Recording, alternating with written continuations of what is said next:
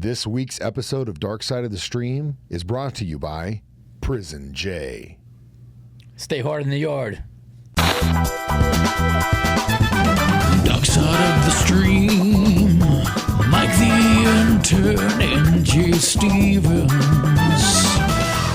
Watching documentaries so you don't have to. 104.7 The Cave.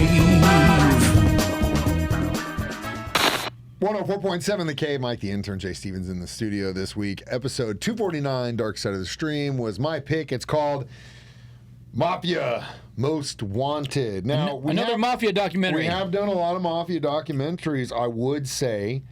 A lot. Had some really good, interesting ones. But this one was really about a syndicated crime family that was out of Canada. Yeah. Out of the Toronto area. And to me, that was really interesting because when you think about, Mafia, you always think about Italy and Sicily, and then, of course, like into New York, Chicago, yeah. et cetera, et cetera. Vegas. You don't really think about, Cuba, Havana. You don't, and that's all based off The Godfather, and I'll get into that in a second. North Side, Springfield. You never really think about the Mafia being an international thing, or more specifically in this case, how much influence it has in Canada.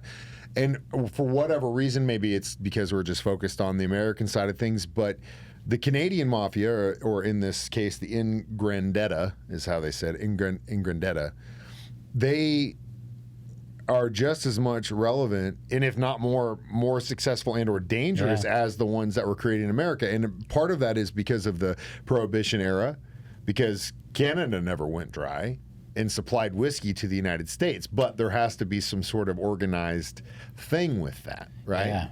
So, and feuding families and all that, yeah. But I thought it was, in that sense, there was the reason, just so that you know, that was the main reason I wanted to pick this, because I wanted to hear about like a different country's mafia and how it was, and it wasn't so sophisticated, it was the same thing. But the first thing that I got out of this was that there's really not a whole lot of difference between the mafia and corporations, to be quite honest. Oh, yeah. Government, yeah. Same thing, yeah. Did you ever watch The Godfather? Yeah, long ago, though. But you're not the type of guy that's like me. It's if The Godfather's on, you watch The Godfather. No. Whenever Michael takes over the family, I mean, his dad was trying to do this, but couldn't. Ran out of time. And inevitably, Michael, the same thing happens to him. But he desperately is trying to legitimize the business. Yeah. Because if the goal is, he could see the writing on the wall. That eventually you can't continue to do this forever. No. And if you can legitimize it ends two ways: grave or jail. Or jail. Yeah. Or you retire and then someone else is going. Very lucky if you get out in retirement. Yeah. But what I think this documentary shows is that a lot of them didn't really have to go legitimate. They just ingrained themselves in what exists now and do the things on the side in corporations, just like corporations are doing now. Yeah. It's crazy. Healthcare and politics, weed industry, all that local stuff. Yeah. government, everywhere. Yeah. But yeah, it's crazy because it's so similar to how corporations are run, but obviously you don't get a 2-week severance pay in the mafia. So there are slight differences. And some of the bill collecting tactics are probably a little different. Yeah, that's what we're going to talk about today. It's Dark Side of the Stream, episode 249, Mafia Most Wanted. I'm 104.7 The Cave. Mike the Intern, Jay Stevens, back in the studio. Dark Side of the Stream, episode 249. We're discussing Mafia Most Wanted, which tells the story of Ndrangheta, I'll get it right one time, a mafia really centralized out of Toronto and outside of Italy that's pretty much made the case in the documentary that that's where their center is, out of Toronto. You'd think that, you Toronto, never really thought about it being anywhere besides here, But for the most part, what I got out of this is they're big time cocaine hustlers, money laundering hustlers. Yeah. I mean, with billions and billions in revenue every single year. So I guarantee you, even though they're in Toronto, they're felt in the United States, for sure. In Europe, South America. They definitely got ties. This specific mafia in Ndrangheta was actually from. I thought this was interesting because I didn't know they called it this, but it's called Calabria, which is the toe of Italy, the little tiny, The little baby- the little part of the southern, boot? the little, the toe. You always hear about, blood in, blood out, right? But in a lot of the families, crime families, especially in the United States, it didn't necessarily mean that you had to be related to get in. You had to be of Italian descent for the most part. That's definitely true. To be a true made man. But you had to become a made man didn't necessarily mean you had to be like my brother or my cousin or whatever. A lot of times that was the case, but did not. The biggest one was, are you Italian? That's like the biggest part of it. And then somebody would almost Or like be a if you're sponsor, kind of like. Yeah. But in this one specifically, it's family. It is blood, and they make the cases. That is probably why they are so tight and so hard to infiltrate, because it is a family business. Tighter unit. They make the claim in this that they're more secretive than the Cosa Nostra, which is arguably one of the toughest. Probably why we didn't hear as much about this before. Bing, bing, bing, bing, bing, bing, bing. Which to me is pretty you go crazy. under the radar is the smart thing to do if you're doing shady stuff. Know. Yeah. How many times in the past have guys been taken out because they were too flashy? Too flashy. Mm-hmm. There have been plenty. But I thought that was interesting for them to make the claim that this organization was more secretive than Cosa Nostra, and as close as, like, I think they said it was 2014, they think they made more money as an organization in the drug trade and money laundering trade and extortion and all that stuff than corporations Than all these like businesses. McDonald's. Wow. Like, made more money doing this than McDonald's. But also, again, there's no way to, how do you... Yeah. And then at that point, like I said in the beginning, what's the difference between them and just regular old corporations? Same thing. These guys probably could have excelled in the corporate world as well, but they chose this path. Also, I thought it was pretty interesting because we've definitely talked about A lot of documentaries. the money laundering scene, and how sometimes we go play shows and we're like, how is...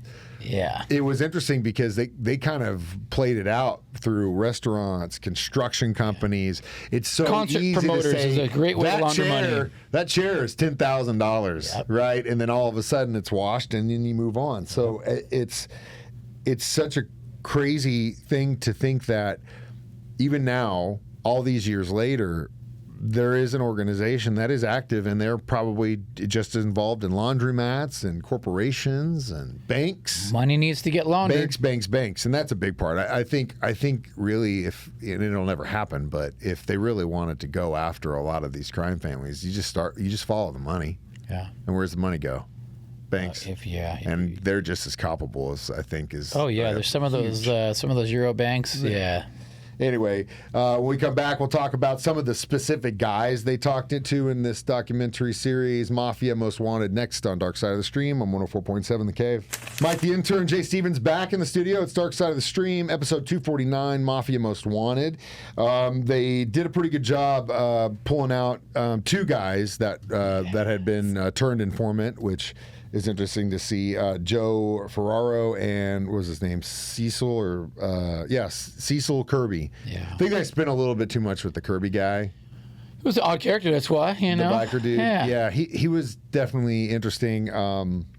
But he, again, I think proves what I was trying to say earlier, is that these families that stay in blood stay successful. Smart because move. These two dudes were but at a certain point, at a certain level of the organization, you can't just rely on your family anymore. You've You got have to to bring in spread some out. outsiders sometimes. But I thought that was pretty interesting.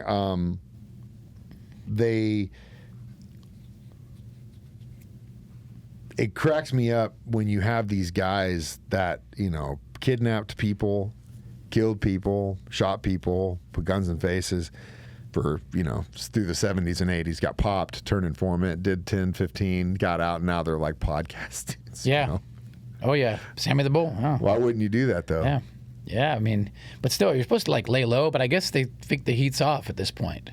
See, that's the other thing is, at what point does the family say, you know, Jay, what he did. Yeah. He bit us in the hand. Do they ever? I mean, you It would seems think like some of these guys would never don't forget hide. that. Yeah, you would think if you put away somebody for, you know, a life sentence or something like that, that there would be some revenge. But a lot of these guys don't seem too worried about that. But again, to think about, well, I mean, it's no different. It's such because we did like the food documentary, like when we did the corporations that changed America, right? And we were talking about like how McDonald's started, battling two just a different tiny little people. burger shop in California, right? Just a little, Which is usually how it starts. You start selling weed at your house. Just like this, a tiny little village in Italy. You know, it starts with a couple guys that are strong arming a couple guys, and then it builds, and then it builds, and then it builds, No and then different. it builds, and then it builds. It's so crazy that those things mirror each other. Yeah, it's very similar. You know man. what I mean? But when you watch this and you see where they went and where they are now, it's no different than a guy flipping burgers in California or trying to get some dude that's running a bar in Italy to pay you so you got protection. It's crazy. We come back with our review of this next Dark Side of the Stream on 104.7 The Cave. Jay Stevens, Mike the Intern, back in the studio one more time. It's Dark Side of the Stream, episode 249 this week was my pick. It's called Mafia Most Wanted. Probably three and a half. Yeah, it was okay. I mean, I didn't know. Like I didn't know about the story, but it's all kind of the same thing. I think it's I feel like it's a little depressing because it's all right though because you see this in the scope of this, and then you're like, well, how do they? There's no way they're going to stop this. They can't stop this. No, you can't stop it. So what do we do? Just life goes on. Some man. people, so rules for me, but not for thee, or whatever. Some people can skirt the rules, and well, you also take a risk skirting the rules, so it's a risk reward. At this point, it doesn't seem like they're taking a risk at all. Yeah. If they're making more money 10 years ago, more than McDonald's, and it doesn't seem like the heat's on them. I don't see anyone in Toronto going after them. Now you're selling a life of crime. You know what I mean? Well. I mean, I'm not saying do it, but at the same time, I'm like, you can see why people do it. Yeah, that's fair. Yeah. Well, lucky for us, this next month coming up has just bangers upon bangers of documentaries coming out. So we're going to have a lot of good stuff to talk about. I found a great one just came out on Amazon Prime. It is Cocaine Quarterback. Sounds great. It's a beautiful story. Yeah, amazing tale. Just like Jay Stevens' life. Yeah, right up my alley. USC in the heyday. Yeah. 2005, right, that era. That wasn't that long ago. Nope. All right, well, we'll talk about it. As always, you can watch us do this live on Facebook every Thursday at 9.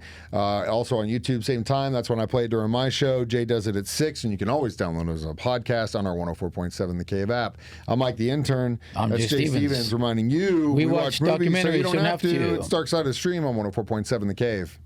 Brought to you by Prison Mike. Yes, I Oh, stay hard in the yard? That's more of your sign is stay hard in the yard. It's not quite as hard. You're more like, hey man, stay hard in the yard. Hey man, stay hard in the yard, bro. So good. That's good.